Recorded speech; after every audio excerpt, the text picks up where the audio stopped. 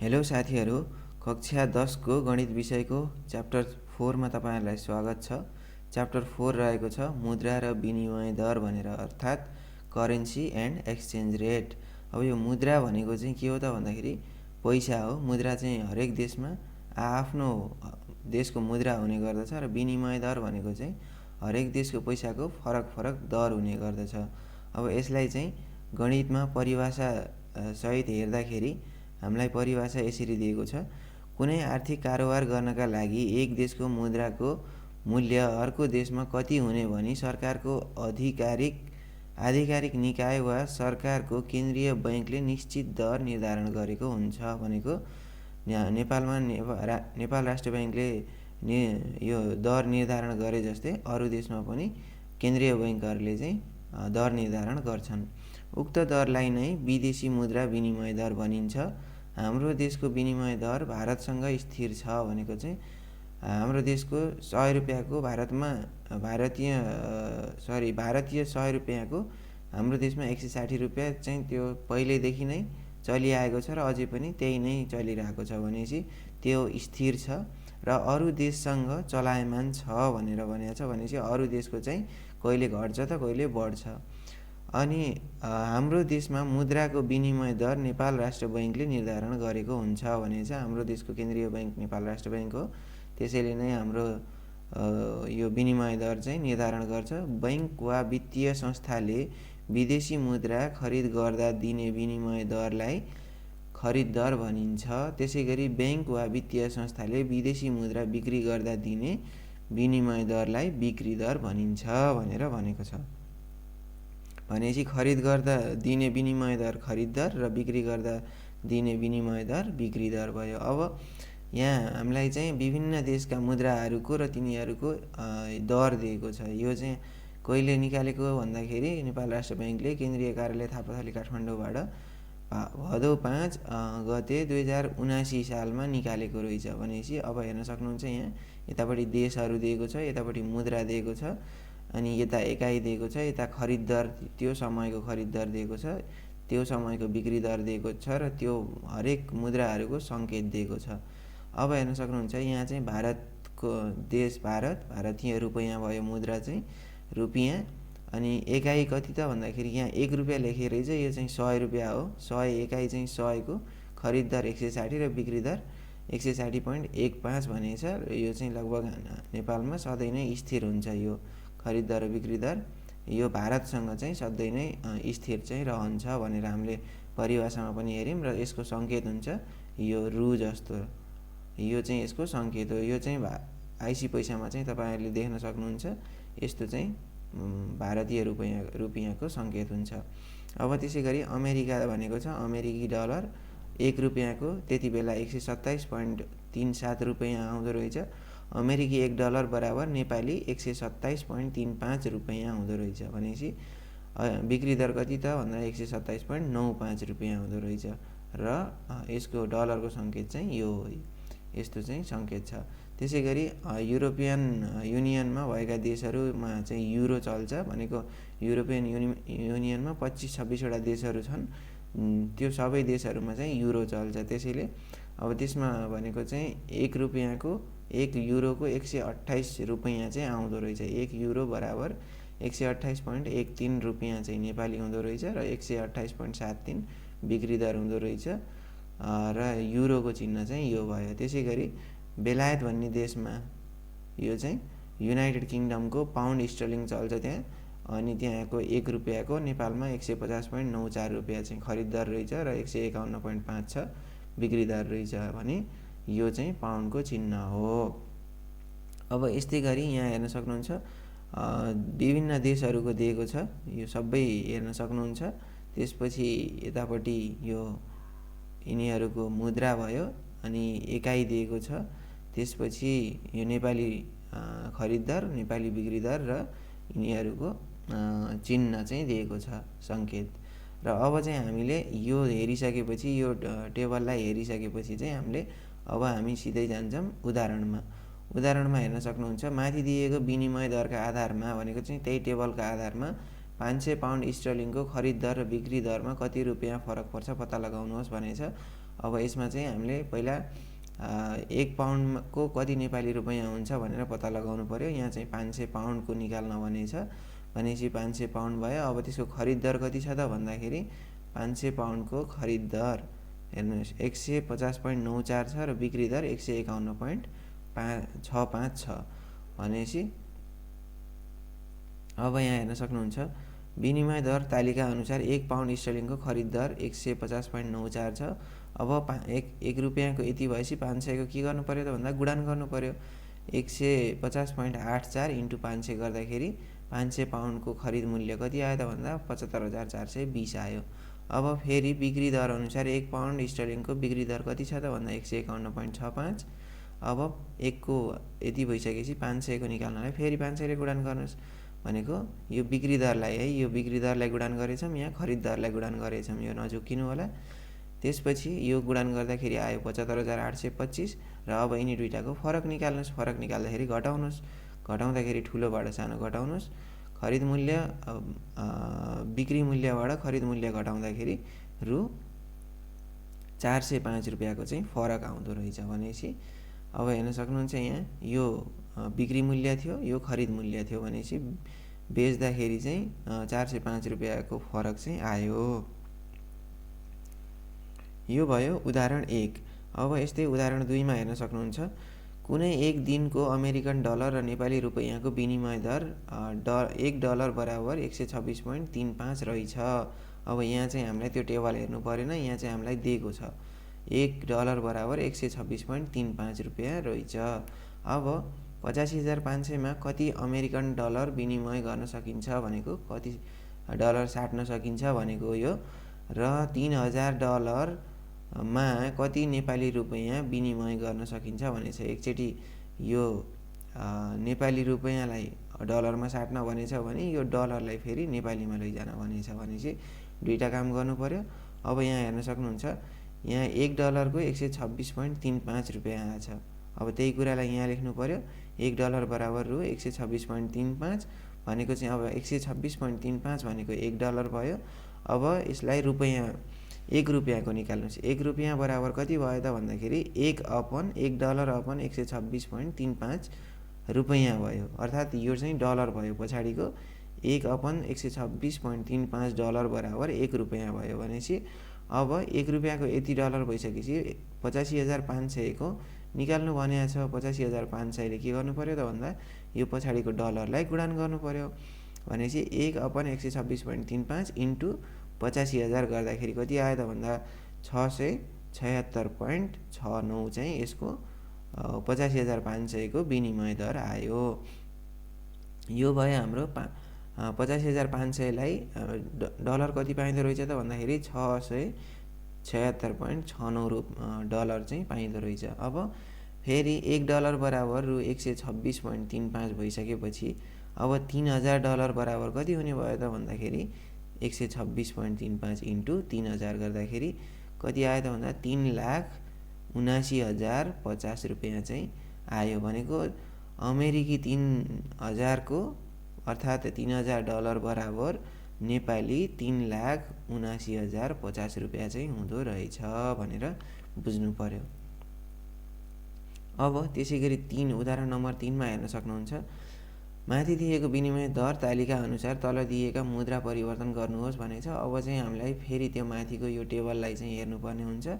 अब यहाँ भनेको छ 3 नम्बरमा 1 क्यानेडियन डलरलाई जापानी येनमा बदल्न भनेछ र 250 अस्ट्रेलियन डलरलाई स्विस फ्रेङ्कमा बदल्न भनेछ भनेपछि क्यानेडियन डलर भनेको क्यानाडाको पैसा हेर्नु पर्यो र जापानको येन हेर्नु पर्यो अनि अस्ट्रेलियाको डलर हेर्नु पर्यो र स्विस फ्रेङ्क चाहिँ हेर्नु पर्यो, स्विजरल्यान्डको पैसा र अस्ट्रेलियाको भनेपछि 4वटा देशको कुराहरू चाहिँ यहाँ दिएको छ र 4वटा देशको कुराहरूलाई हेर्नु पर्यो। अब 4वटा देशको पैसालाई नेपालीमा कन्भर्ट गरेर मात्रै हामीले गर्न सकिन्छ।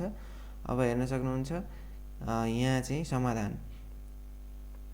अब कमा भनेको छ 1 क्यानेडियन डलर दिँदा रु 98.08 पाइन्छ भनेर भनेको छ भनेपछि यो 1 क्यानेडियन डलर बराबर रु 98.08 कहाँबाट आयो भन्दाखेरि माथि यो टेबलबाट अब यहाँ हेर्न सक्नुहुन्छ क्यानाडा एक क्यानेडियन डलर बराबर 98.08 चाहिँ यसको खरिद दर रहेछ। अब यही कुरा चाहिँ तल गएर लेख्नु पर्यो।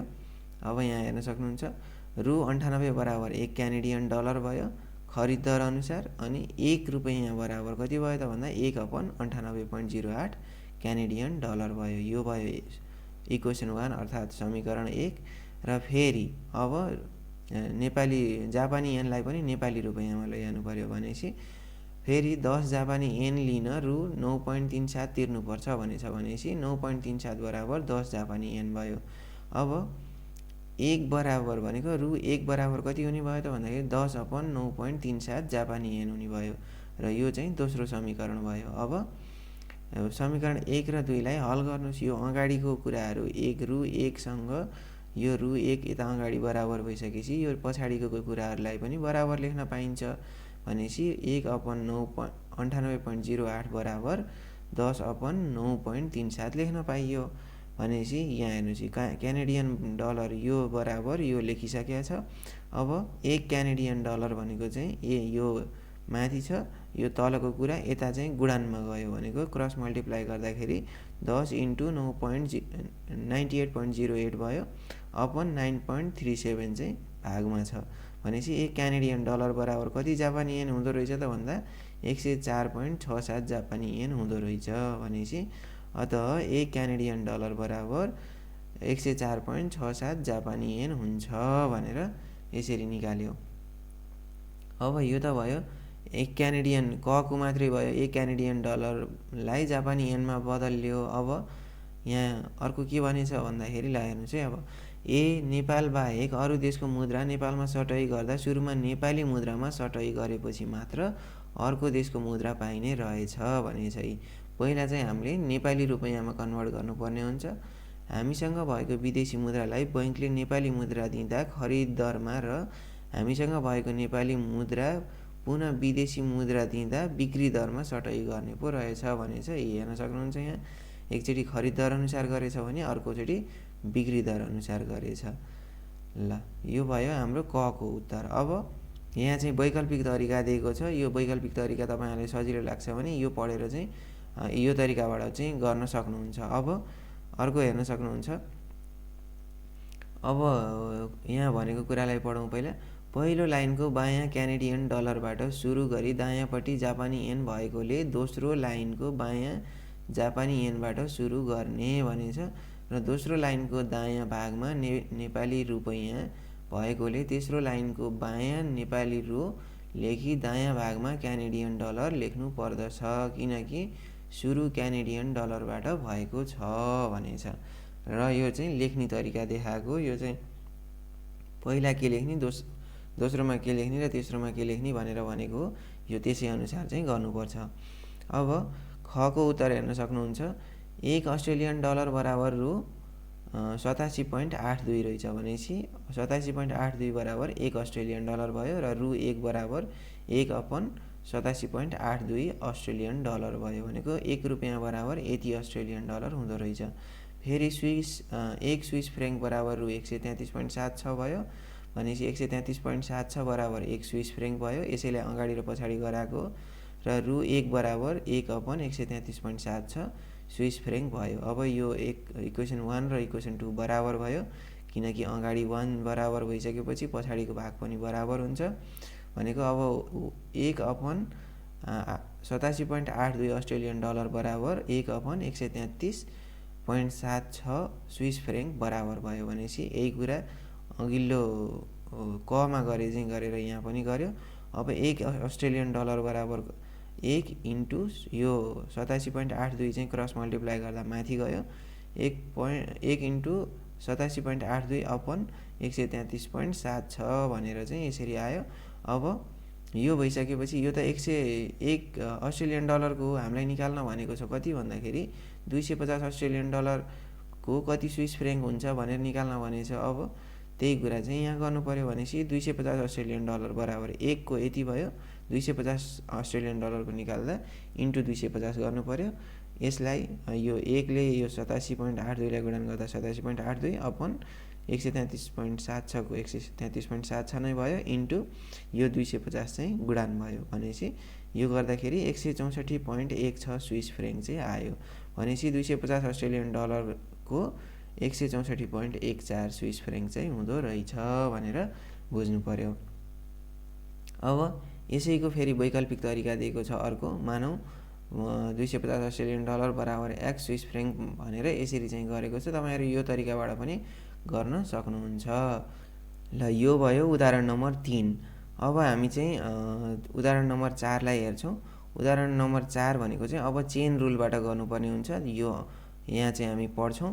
अज्ञात चरहरूको मान पत्ता लगाउन एकीक नियम, अनुपात र समानुपातको वैकल्पिक तरिका चेन रुल हो भनेछ। मानौ ए, बी र सी फरक देशको मुद्राको एकाइ हुन् भने अब यदि ए बराबर बी, बी बराबर सी र सी बराबर ए भए के हुन्छ त भन्दाखेरि a into be into C भनेको यो ए, बी र सी बराबर यो अगाडिको भागलाई गुणान गर्दाखेरि बी, सी र ए पनि बराबर हुन्छ। हेर्नु त a into be into C बराबर गर्दाखेरि बी इन्टु सी इन्टु ए पनि हुँदो रहेछ।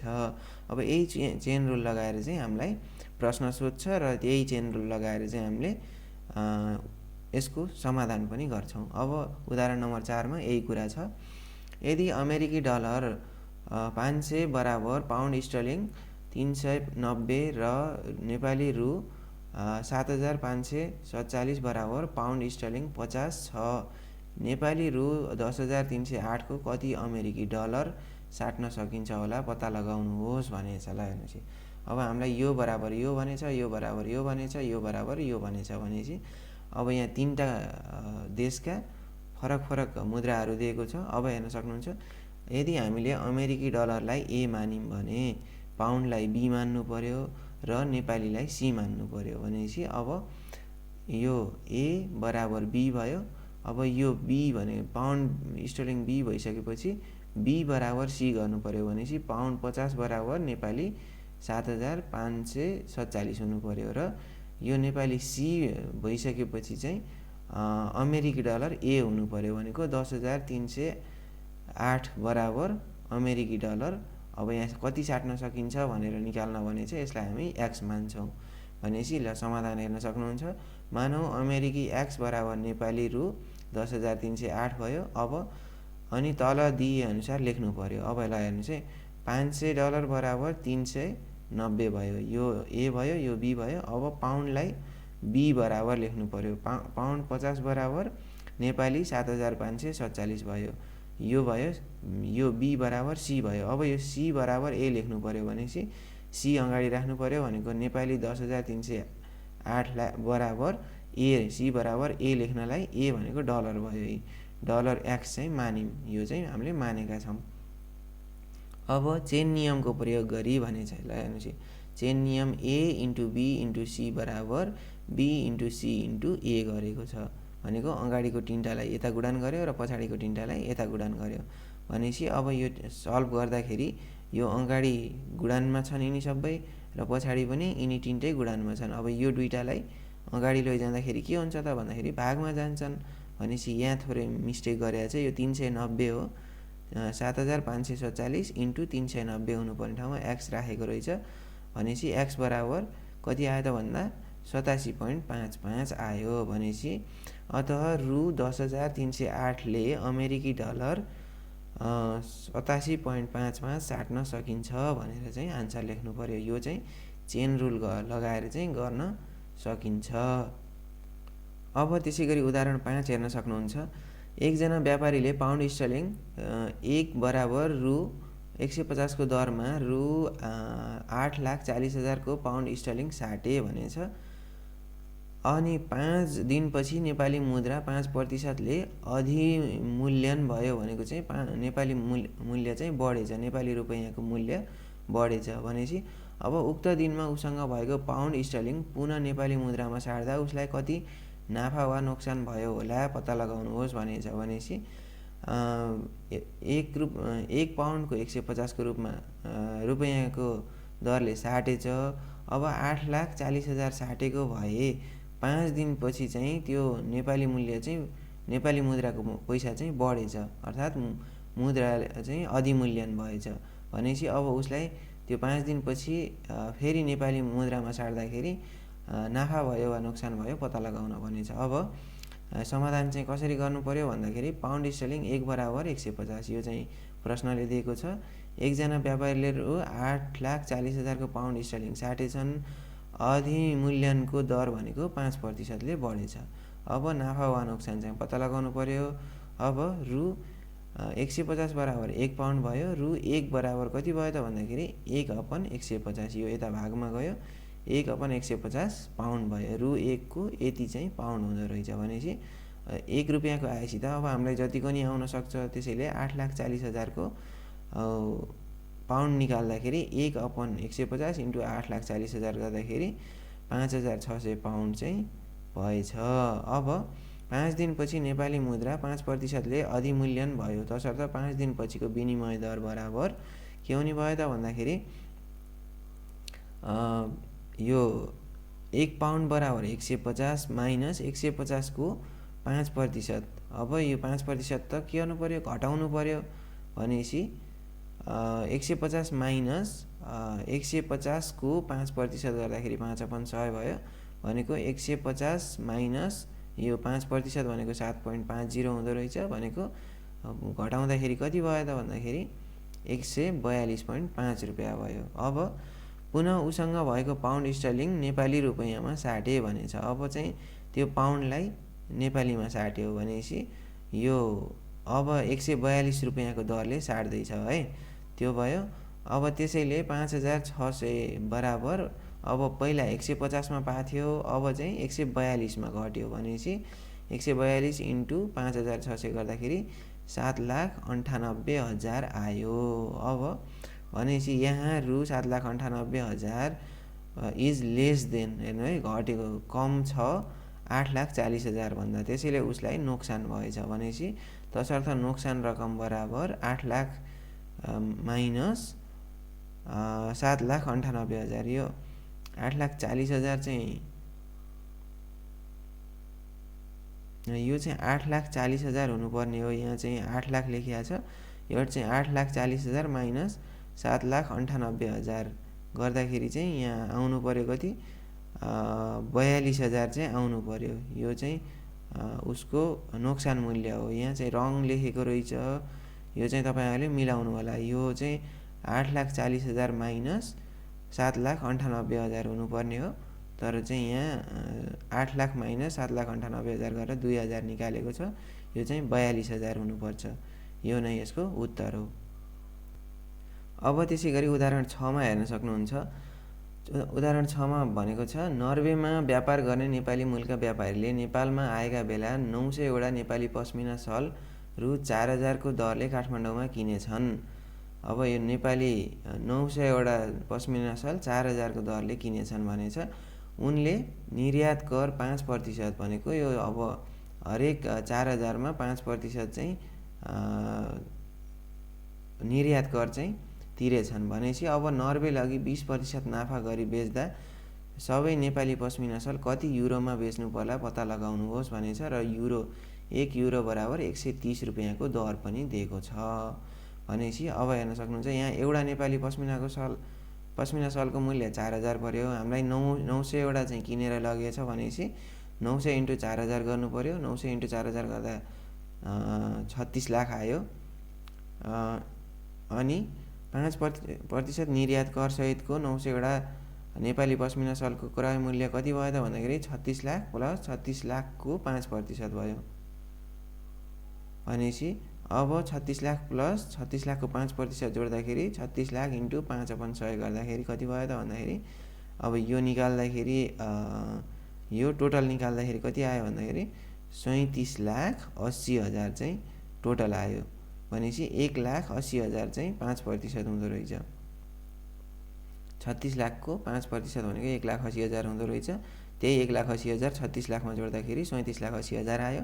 अब हामीलाई थाहा छ 1 युरो बराबर 130 भनेर चाहिँ हामीलाई यहाँ दिएको छ। हेर्नुहोस् 1 युरो बराबर 130। अब 130 बराबर 1 युरो भयो। 1 रुपैयाँ बराबर कति भयो त भन्दाखेरि 1/130 युरो भयो भनेपछि अब 1 रुपैयाँको ठाउँमा कति राख्नु पर्यो 1,60,000 37,80,000 राख्नु पऱ्यो भनेपछि 37,80,000 बराबर कति भयो त भन्दा 1/130 इन्टु 37,80,000 भयो। भनेको जम्मा कति आयो त भन्दा 29,076.92 चाहिँ युरो आयो। भनेको 37,80,000 को कति हुँदो रहेछ त भन्दाखेरि 29,076.92 युरो हुँदो रहेछ। जम्मा क्रय मूल्य युरोमा कति भयो त भन्दा 29,076.92 भयो। अब यसको 20% चाहिँ हामीलाई नाफा आउनु पर्यो भनेपछि अब यो प्लस यसैको 20% निकाल्नुहोस्, जति आउँछ त्यो नै यसको उत्तर हुन्छ। भनेपछि 20% नाफा गरी बेच्नु पर्दा 900 सलको विक्रय मूल्य 29,076.92 प्लस 29,076.92 को 20% निकाल्दाखेरि 29,076.92 प्लस यसको 20% निकाल्दा 5,815.38 आयो र यो दुईटा जोड्दाखेरि कति भयो त भन्दा अब सबै सालको विक्रय मूल्य कति हुनु पर्दो रहेछ भन्दाखेरि 34,892.30। यो चाहिँ 20% नाफा सहितको विक्रय मूल्य हो भनेपछि अतः सबै सालको विक्रय मूल्य 34,892 हुँदो रहेछ भनेर लेख्नु पर्यो। अब यहाँ चाहिँ अर्को वैकल्पिक तरिका पनि दिएको छ। यसलाई तपाईहरु अध्ययन गर्न सक्नुहुन्छ र सजिलो लाग्यो भने यही गर्न सक्नुहुन्छ। र यसरी चाहिँ हामीले यसका उदाहरणहरूलाई राम्रोसँग पढ्यौं र मैले चाहिँ राम्रैसँग एक्सप्लेन गरे जस्तो लाग्छ। तपाईहरु के कति बुझ्नुभयो यसमा चाहिँ फिडब्याक दिनु होला र तपाईहरुले अब चाहिँ यहाँ तलको अभ्यास चाहिँ गर्नु होला। यहाँ चाहिँ अभ्यास 4 मा यही मुद्रा र विनिमय दर सम्बन्धी यो अभ्यास छ। यो चाहिँ माथिको ठ्याक्कै यो उदाहरणसँग एकदमै रिलेटेबल छन्, क्वेशनहरु सिमिलर छन्।